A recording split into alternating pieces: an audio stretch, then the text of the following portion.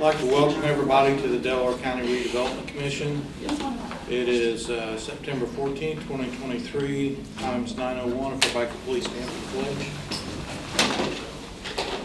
pledge. I pledge allegiance to the flag of the United States of America and to the republic for which it stands, one nation, under God, indivisible, with liberty and justice for all.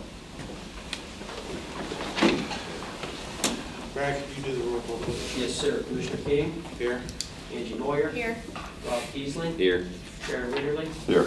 John Adams? Here. Note Bryce Conyers is absent. Next, we need the approval for the July 13th minutes. So moved. Second. Have a motion and a second. All in favor, say aye. Aye. Any opposed? Next, we'll move on to the open, the RFPs for the former lease Amico property. We just received one. We received one from Mandeep Singh.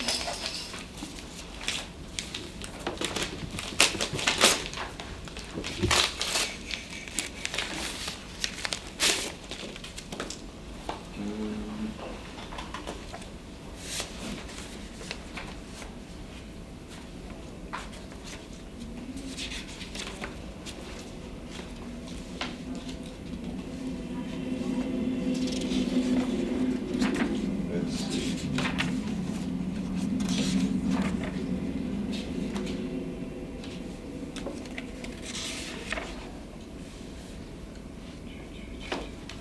It's from Gurkha Sagu and Mandeep Singh from Kokomo.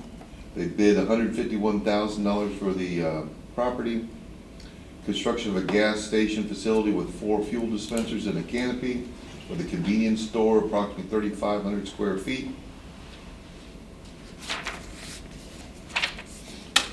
The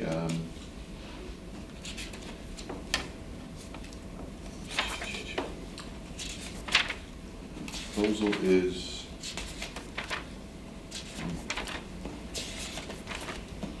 we got the drawings in here.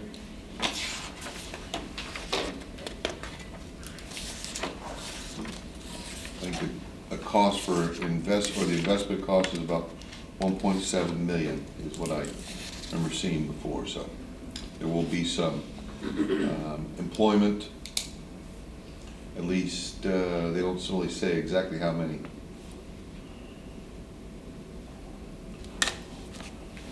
So, 7 jobs. 7 jobs. What's the pleasure of the commission?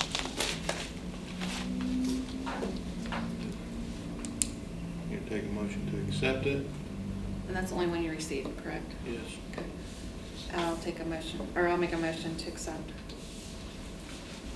Looking for a second. I'll second it. Have a motion and a second. All in favor, say aye. Aye. Any opposed? We'll move on to Isaiah 117 presentation.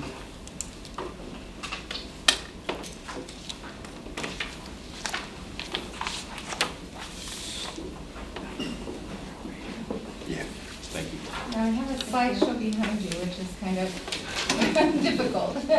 But first, we want to thank Commissioner King for inviting us here today. Isaiah 117 House is changing the way foster care begins. And to understand why we need to do that, you need to know a little bit more about what it looks like now. So when children are removed from their parents and need to find a foster home, they go back to our DCS office. Now, this isn't our DCS office. This is a room that is similar to what the DCS room looks like, just a sea of cubicles. They also have a couple of conference rooms that have a basket of toys in there, but it's really no place for a child to be. It's not made for them. They're doing the best that they have with what they have. DCS does a great job of taking care of these kids, but this is an environment that's healthy for them. As of Friday, there are 215 children in the system, 116 of these since January. So that's 116 removal days. When children are taken back to the DCS office, they very rarely come with clean, healthy things. A lot of times they come in only a diaper that hasn't been changed for a while, no possessions, no clothing.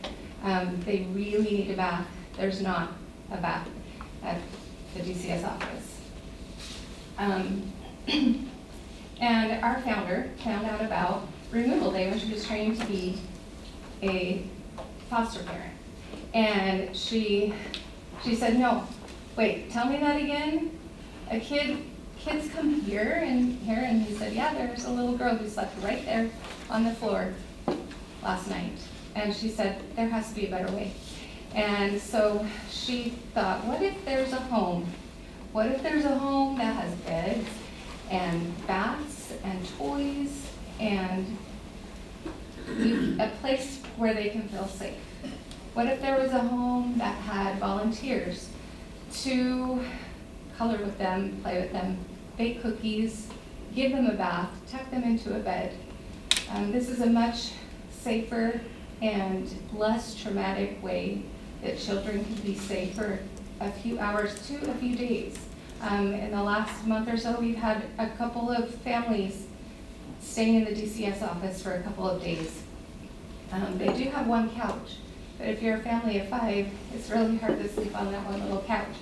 So Rhonda said, what if there's a home? And so she did it. And then I don't know if you know Dirty Jobs, that show that, what is his name? Micro. Yes, Micro highlighted Isaiah House on a Facebook platform, and now there are 47 locations in 11 states and 19 open homes. We just opened one in Marion County a couple weeks ago. So, this is our mission: reduce trauma for children entering foster care, easing the burden on the Department of Child Services, and support placement families. So if DCS calls grandma and says, can you take your grandson as a placement? And she says, I can't, I don't have a crib and I don't have any clothes, then we'll find it. We'll support them. All placement families, not just the ones that come through our doors. Besides having a safe place for children to be, we will have a huge storage room that has shoes, clothes, backpacks, blankets, anything a child needs. They can pretty much go shopping. We might have freezer meals that they can take with them to their new family, especially older children kind of feel like they're going to be a burden to this new family, so this gives them a way to help out and enter positively into their foster home. So what are we doing now? You may have seen us around. We're doing lemonade stands. We do expansion meetings the first Sunday of every month for the community at 4 o'clock in the Patterson building downtown. We're getting ready for fundraising. Our first fundraiser is November 16th. We're looking for property. We're at the very beginning. We have nothing. We're spreading the word. And why am I here? I don't really love to speak in front of people, but I'm getting used to it. And I will speak in front of anyone you know that will let me talk about this. So I found out about this. I'm a court-appointed special advocate, and so this little girl is Hannah's daughter, and she had her coronation day, but her adoption day was her coronation day, she said. So I was a little bit underdressed, but I found out working with CASA what removal day looks like and how traumatic it can be for children. It's the worst day of their lives. We might not like the way that their parents are parenting them, but they love their parents and want to be with them. So we want to reduce trauma. So that's why I'm here. I've seen it. We need this in our county. We don't have any emergency placements or anything. So what can you do? Come to an expansion meeting, help us find speaking engagements. I'll talk to anyone, any group of people. We have a few of us that will. You could host a table at our November 16th fundraising luncheon. You can look for property that might be suitable for us. We need 2 lots. And Hannah's going to show us a little bit about what the other houses have looked like. Yes. I'm Hannah Kaufman. I'm the expansion coordinator for the Delaware County Isaiah 117 house. The next couple slides are just some outlines for what the previous houses have looked like for new builds. Those are included in your packets, so I won't take time walking through those. It will be a 2-bedroom, so each room will have 2 twin beds with trundles so that we can accommodate larger sibling sets. We can also take multiple cases, just kind of depending case by case. As long as it's reducing trauma, we will try our best to say yes. There's also an outline of the costs for a build. The first page shows the total with the expected in-kind donations. And then there's the chart that kind of breaks things down as far as where the money is going. And then there's also a letter from our Director of Finance with the total cost of building plus land acquisition totaling $382,000. That's not including any in-kind donations. And then I also wanted to highlight the places that we've been. So we kicked off in May, and since then we have been talking to anyone and everyone. On the next few slides, there's more than 60 groups or individuals that we've talked to. And a lot of these are ongoing meetings that we have been pulled into different committees. The community is recognizing that this is an issue and that they have the capability to make a difference. And when it comes to the Isaiah House, once it's up and running, it works because it's the community's home. We want people to take pride in this. We want families to drive by and say, I helped build that roof, or we go and mow their lawn every week, and your uncle helped paint inside there. We want the community to come together and take care of our children. And to close out, I wanted to read a story from an open home. We post these a lot on our social media pages, but this is one from a while back. He was 12, but by looking at him, you'd never know. He was 5'11" and wore size 12 shoes. He was scared to go into foster care. Once he walked through our doors, that quickly changed. He made himself at home, folding his belongings in the drawers, asking for hangers to hang his clothes up, and eating all the snacks. He wanted to cook and was excited to help. He was eager and willing to do the dishes, take out the trash, and help in any way he can. He wanted all the Isaiah 117 house merch he could get and wore it proudly. Over dinner one night, he revealed that he dreamed of owning a pair of all-black Nike Air Force Ones, with crease guards, of course. We mentioned it to some of our volunteers, and after calling several stores and a few searches on Amazon, one of our amazing volunteers surprised him with his first pair of high tops, crease guards and all. We don't know what his future holds, but he promised to remember us when he becomes a professional basketball playing chef. Stories like this don't happen in an office. Does anyone have any questions?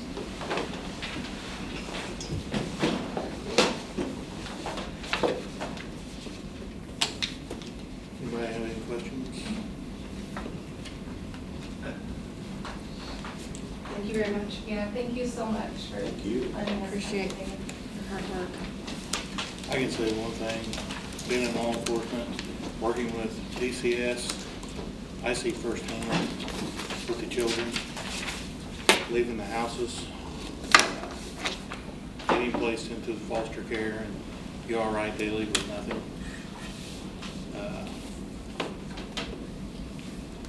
I know I've talked with John Brook and a couple of the other commissioners.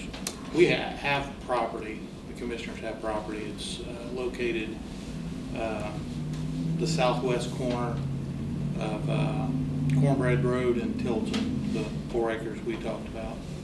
By the Justice Center? Yes.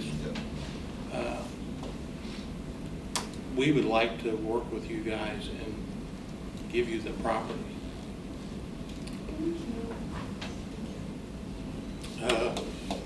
Not only that, I would like for this board, if we could, to give up to $200,000 to build this. I see it firsthand.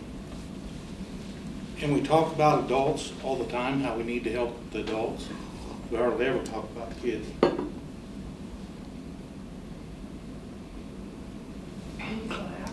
Can we cry? absolutely in support of this. This tugs my heartstrings when you presented this at the commissioner meeting a couple of weeks ago. So I will make that motion. Second. Have a motion, a second. Brad, can we also have this to where it's set up that when our portion, that it, and John, that when the bills come in, they can just be sent to us? Yes. And then we can pay the bills that way? So I will work with John on a resolution for the next meeting to approve all of this and then lay out all the terms of how we'll proceed forward. So, yeah. Thank you. All in Thank you for favor? your work. Say aye. Aye. Aye. Any opposed? Now you just have a small window that you have to close.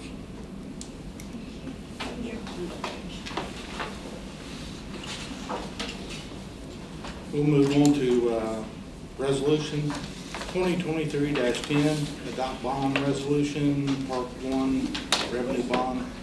Ms. James? Well, this is not nearly as exciting.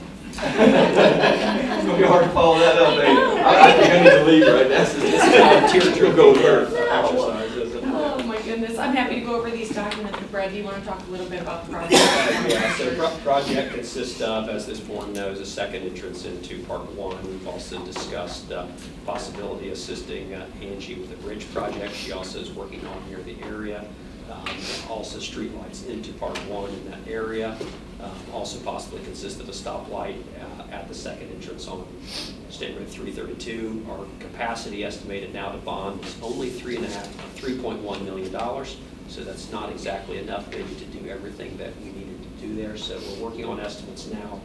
These funds, though, will go as far as we can with the road and a stoplight being the main focus first to get underway. So Heather's done a great job putting the documents together. I now have letters from Mercy's Corporation supporting this. I have a letter from Muncie Power Products, a letter from Save Lot Foods. I have a letter from SRM Concrete. I have a letter from Mike Lunsford, who owns property on where the road is. I'm anticipating letters from Northridge Steel, and I'm anticipating a letter from Dayton Corporation. The only entity that I don't have a letter from that owns property in that area is the gas station. So, and I know they're supporting them, so. Okay, thanks, Brad. So if you don't mind, I'm going to go over all three resolutions that you have before you today, numbers 6, 7, and 8 on your agenda. The first one is the bond resolution, and this resolution sets out all of the parameters for the bonds. So we obviously cannot go over those parameters, but we could certainly go under them so long as we act within them. So we've got a maximum of $3,250,000 for the issuance amount, a maximum interest rate of 8%. And this resolution does a couple things. It lays out those parameters along with things like the denominations, the interest payment dates, the redemption provisions. It provides the actual bond form that we'll pull out when we're closer to closing and fill in. So when you see blanks in there, that's typical. Once we have a bond sale, then we'll have the information we need to be able to fill in that bond form. It also lays out the flow of funds and has the standard tax provisions and things of that nature. This bond issue is payable solely from TIF.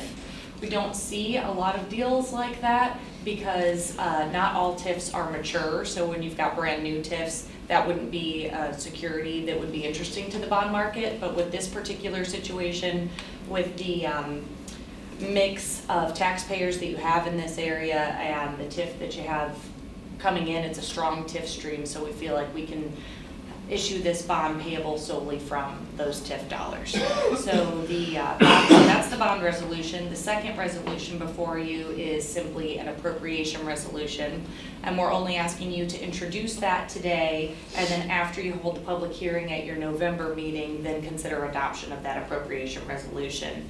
And then the final resolution is the declaratory resolution, because we are simultaneously handling the bond steps and the TIF steps.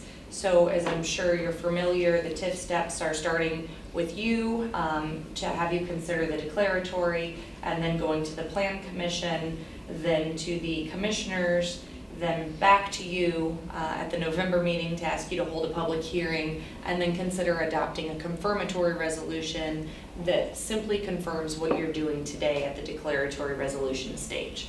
So in that TIF declaratory resolution, the amendment is for the purpose of adding a parcel to the existing area, designating taxpayers, because as you know, you can always capture increases in assessed value from real property, but can only capture the designated depreciable personal property if you designate taxpayers by name. So you'll see the 2 taxpayers named in this resolution, and then also add the project to your economic development plan. So those are the 3 resolutions before you today. And again, we're only asking you to adopt the bond resolution and the declaratory, and to just introduce the appropriation. So happy to answer any questions that you have on any of those. I have one question. Just curious, is there any type of penalty or fee if we were to pay the bond off early? That's a great question. So the bonds have not been sold yet, so I'm not sure exactly what the redemption provisions are going to be. But currently, let me look and tell you what we have, what the Baker Tilly folks are anticipating for redemption. They are redeemable at the option of the commission, but no sooner than 5 years after their date of issuance. So after 5 years, then we expect that there would be no penalty to redeem. Great, because I know we've been Yes, not happy we've had with that problem. that. And that's something that impacts the interest rate on the bonds. So when they're going out to market to sell these, that's something that they'll consider, and will come back to us and say, here's what the bond purchaser is proposing from a redemption perspective, are we comfortable with that? But it would be within that 5-year parameter. So either 5 years at the worst. Okay, thank you. You said the one resolution, you wanted us to just introduce it Correct. today? Mm-hmm. Because normally when we do resolutions, Just one time. it's just one time and we pass it. Right. Normally it's the ordinances that we will introduce. Right, and the only reason that we've asked you to only introduce that today is because we need you to hold a public hearing prior to adoption, which we'll have you do at the November meeting. So should But we the just, statute only requires a resolution, not an ordinance, which is what requires the 2 meetings typically. so should we not do this one today and hold the public hearing, and after the public hearing, then vote on that resolution? I think you can just make a motion to introduce today, and then you can consider adoption at the November meeting. And that was number 7, wasn't it? That's correct. So the other 2 we can approve, right? Yes, exactly. Would you guys be interested in approving 10 and 12 resolutions? So moved. I'll move. Sorry. I'll second. Have a motion and a second, all in favor, say aye. Aye. Aye. Aye. And then on resolution 2023, just to introduce it today, Yes. So moved. Second. have a motion and a second, all in favor, say aye. Aye. Thank you very much. Thank you. Thank you. Next, we'll move to number 9, the bush hogging quotes, Brad. Yes, 1 second, please. Thank you. Just want to get my notes right. Okay, so I requested 3 bids, quotes, I'm sorry, for property on South County Road that the commission had purchased through bush hog before the end of the year. This is a property that is near the post office. I requested 1 Plant Studio Landscape, responded with $3,000. The second one was J. Crew Landscaping at $1,650. And the third one was from Droopy's Lawn and Maintenance, and he told me he would give me a quote a couple times, and then I did not receive anything. So I've requested 3 as was required by law. The low bidder is J. Crew Landscaping at $1,650. I make a recommendation to get rid of it so I can get them underway. Need a motion and a second. I'll move that. Second. Have a motion and a second, all in favor, say aye. Aye. Aye. Any opposed? Move on to the paving request for the Delaware County Highway Department. Yes, so I received a request from the Delaware County Highway Department. First off was a report regarding the paving that you had approved for them in the spring. You had approved $411,852 for the paving work that they did. They actually brought it in under budget by an amount of $79,514, so that was really great. With the savings, they asked then if you would consider allowing that money that they saved so that they could pave Schaefer Woods Edition. They've asked to pave Red Maple Road, Lakewood Road, and Lonesome Drive. So I didn't know there was a Lonesome Drive in Delaware County, but we have it. The cost of that is estimated at $32,000, so they still essentially would still be almost $48,000 under budget. So with your approval, we can get 3 more roads paved before year's end. Entertain a motion in a second. So moved. Second. Have a motion and a second. All in favor, say aye. Aye. Any opposed? Baird Financial Engagement Letter? Yeah, this is pretty simple, related to the bond issuance that you just approved. The bonds have to be recommended by Baker Tilly that Baird be the placement agent. They have submitted their standard engagement letter, which you have approved, and this body has used them before successfully. I make a recommendation that we utilize Baird for the placement of the bonds. So moved. Second. Have a motion and a second. All in favor, say aye. Aye. Any opposed? Next, we'll go to the letter for Moran. John? Yes, this, we're in the course of purchasing property for a trail expansion along, I think, 23rd Street, if I'm not mistaken. And ran into a situation where one of the property owners wanted to negotiate certain terms, and they'd hired Defer Brand, and Defer Brand assigned it to an attorney that was formerly in my office that had a conflict of interest, which evidently Defer Brand didn't recognize. And so we sent a look. Who knows? Who knows? Sorry, Carrie. We sent a letter. I had Brad send a letter off to Defer Brand to object to the conflict of interest, and they sent a letter back, which I think is in your packet, that says that they'll assign it to somebody else and wall him off. I don't know that that's an adequate response. I needed some time to research that. I haven't had a chance to do that. To see if that is an adequate response under the rules of professional conduct. So that is there. We're going to fashion a response once I get the research done. Okay. I mean, they knew there was a conflict when they started. I mean, he had been involved in negotiations of most of the trail out there to start with. Yeah.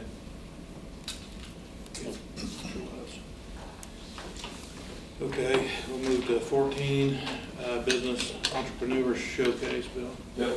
I don't know if you guys have seen this. I think most of you are quite aware. Coming up in November is the Innovation Connectors, big deal. It's called the Big Idea Pitch. It's for entrepreneurs that go through this facility and people that that Ted helps with, and that me and Brad use USDA funds. What we have done from our affiliate members and from money that I've gotten from outside donations, we can make community investments. We are going to make a donation towards this big pitch idea of $2,500. What I was wanting to do with this board was ask to see if you guys might match me in this, or match ECI, since we both use this facility. And this is, we've done some of the, you guys do a lot of the big ones, we do a lot of the small ones, but the USDA dollars and stuff, INOX was used out of this. So these smaller ones we usually concentrate on the big ones. I'm trying to put a little bit more community focus on the entrepreneurs and the small businesses. So it was just an idea. I thought maybe you guys might be interested, but I think it would be nice if we went together and made a $5,000 donation instead of the $2,500 from just us. That would be my ask. It's up to the board. I'll make a motion. Second. Have a motion and a second. All in favor, say aye. Aye. Any opposed? Thank you. We'll Appreciate it. move to the Bravini Rail Spur Bond payoff. Yes, I just included in your packet the payoff letter from Key Government Finance. It was negotiated with the help of Baker Tilly. I just need a signature from Commissioner King today to pay off that existing rail spur bond that was approved at a previous meeting, but I appreciate a vote so Commissioner King can sign this today. So moved. Second. Have a motion and a second. All in favor, say aye. Aye. Any opposed? I'd say aye. Aye. Aye. Aye. Aye. Sorry, Nate. Next, we'll move to the invoices for August. Anybody have questions over the invoices? I'll move to approve all the August invoices. Second. Have a motion and a second for approval. All in favor say aye. Aye. Any opposed? Next, we'll move to invoices for September. Brad told me we need to remove the municipal capital finance. That's actually for our highway department. So if we can get a motion to approve all except the municipal capital finance. So moved. Second. A motion and a second. All in favor say aye. Aye. Any opposed? Next, we'll move to the bond and the bond invoices. Can I get a motion to approve all? So moved. Second. A motion and a second. All in favor say aye. Aye. Any opposed? Then we'll move to public comments. See none, I'll ask for a motion to adjourn. So moved. Second. All in favor say aye. Aye. Any opposed? Going to adjourn.